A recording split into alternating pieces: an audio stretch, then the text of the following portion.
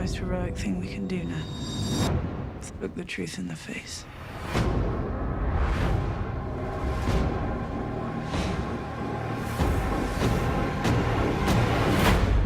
The Night King is coming.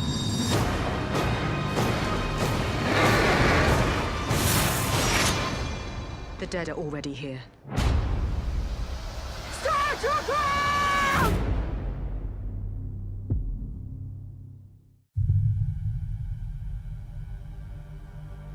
When I was a child, my brother would tell me a bedtime story about the man who murdered our father and watched as his blood poured onto the floor. He told me other stories about all the things we would do to that man once we took back the Seven Kingdoms.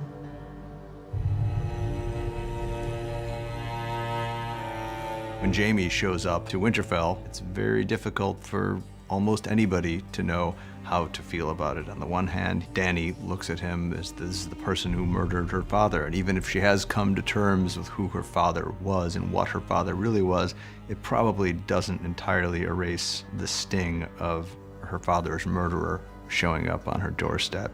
Your sister pledged to send her army north. I don't see an army.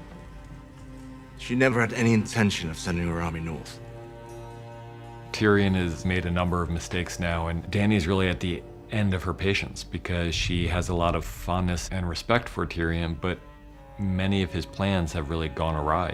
And now Jaime Lannister's here, but not with the Lannister army. Your Grace, I know my brother. Like you knew your sister.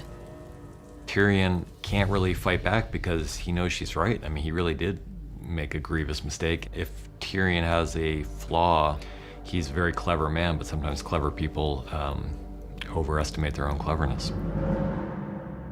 You don't know me well, Your Grace, but I know Sir Jaime.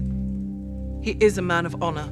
For Brienne, I think she's in love with someone who doesn't realize that she is because that kind of experience hasn't been a part of her life.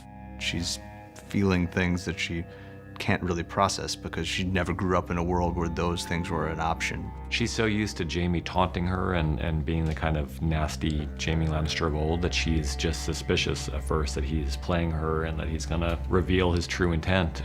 I'm not the fighter I used to be, but I'd be honored to serve under your command, if you'll have me. He really believes in her as a soldier and he wants to be there next to her, so I think she's really shocked by his sincerity. Lady Sansa, I was hoping we could speak alone. Dany comes to Sansa with a bit of an olive branch, trying to find a way inside that kind of cool exterior that Sansa presents. And one commonality between them is they both love Jon. Dany's his lover and Sansa's his sister. It's very much coming at it from the point of view of a monarch trying to make peace with her subject. And Sansa's not quite willing to accept Dany as her monarch yet. She's suspicious of people for a reason. What about the North? It was taken from us. We took it back, and we said we'd never bow to anyone else again. What about the North?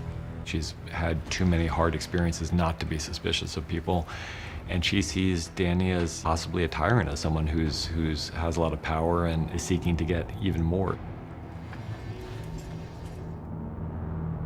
They're coming. We can't beat them in a straight fight. So what can we do? In the War Council scene, there's a lot going on under the surface. The most important thing about that scene is understanding the lay of the land and understanding what their intentions are, what their plans are, what their expectations are, so we know what we're looking at. The Night King made them all. They follow his command. If he falls, getting to him may be our best chance. Things may not go entirely according to plan, so we thought it was very important for people to know what everyone in the room expected to happen, was worried would happen, hoped would happen. In addition to that, there are a lot of human moments. We'll put you in the crypt where it's safest. No, I'll wait for him in the Godswood. We're not leaving you alone out there. He won't be. I'll stay with him.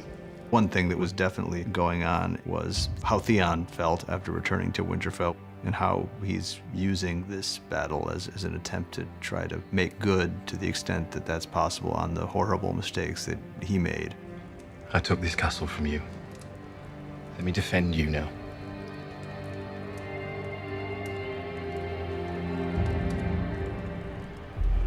You're not the knight? Women can't be knights. Why not? Tradition. Any knight can make another knight.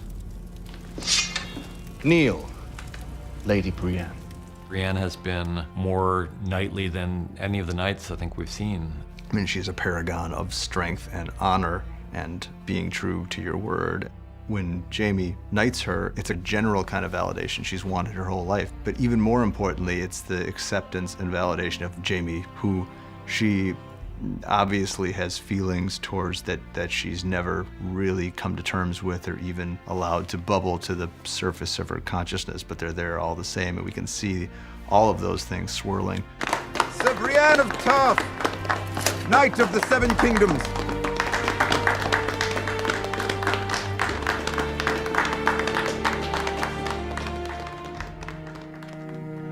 For us, what was interesting about this episode was always that it's our last night together, and everyone, I think, would face the end in different ways. We're probably going to die soon. I ought to know what it's like before that happens.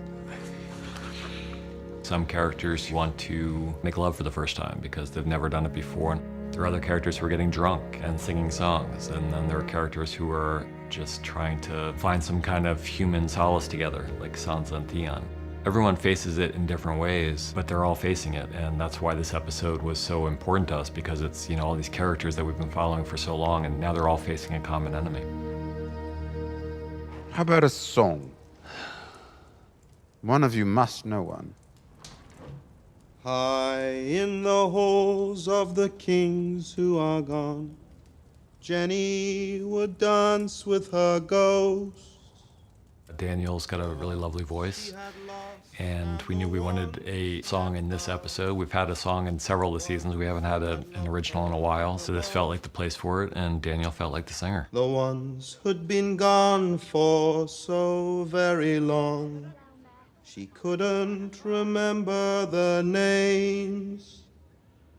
They spun her around on the damp old stones, spun away all her sorrow and pain. The song, I believe, is in George's books, at least the first verse is in the books, and then we added some lyrics and Ramin came up with the music for it. Wanted to leave, never wanted to leave, never wanted to leave.